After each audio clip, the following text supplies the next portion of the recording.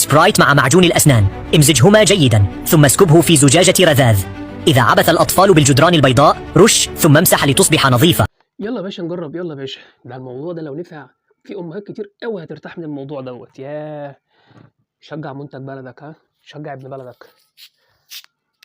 حاجه كده والله 10 على 10. والله جميل يا عم.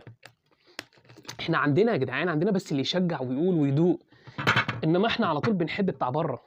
ما علينا، مش موضوعنا، مش وقته دلوقتي. معجون الاسنان سيجنال 2 جميل اهو. بس كفايه يا عم، كفايه يا عم، كفايه يا عم. انت عارف دي بكام دلوقتي؟ ابن بلدك تاني طعمه حلو، بجربكم انصحوه، جربوه قصدي، جربوه ها، والله طعمه حلو جامد جدا. مع ان انا ما بحبش الحاجه الساقعه قوي، بس هو طعمه لذيذ. قشطه. يلا يا باشا. بس معجون اسنان مع سبرايت عشان اطلع شويه شخابيط في الحيطه مش مكلف شويه؟ ولا ايه رايكم؟ انا من رايي ماله شويه الصابون والجمال دول وبتاع. ما علينا. اطبخ يا زكي قدره، كلف يا زكي قدره، موت يا زكي قدره، اذبح يا زكي قدره وحشي. تمام تمام. ادينا دمجناهم شويه كويس قوي.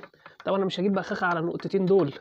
هي حته جميله القماشه اللي احنا عارفين هي معموله من ايه اصلا، من التيشيرتات والحاجات الداخليه بتاعتنا، ونمسح بيها الحيطه. ودي يا نجم. دمجناهم كويس قوي قوي قوي قوي قوي. يلا نروح على الحيطه. شايفين اهو.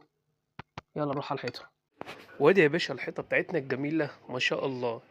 العيال قلبينها سبوره، لوحه فنيه، حروف تلاقي، رسومات تلاقي. حاجه ما شاء الله كده، فاخر من الاخر. يلا نجرب. ادي القماشه بتاعتنا، التيشيرت القديم بتاعنا الجميل. ايه ده؟ طب والله في فايده. طب والله الموضوع شكله مش بلح. تصدق بقى الموضوع حلو. الموضوع حلو، مش بلح، مش بلح يا رجاله، والحيطه نضفت. بس هو مكلف سيكا. بس والله 10 على 10. مسحت ومخلتش اي حاجه، مش بلح يا رجاله.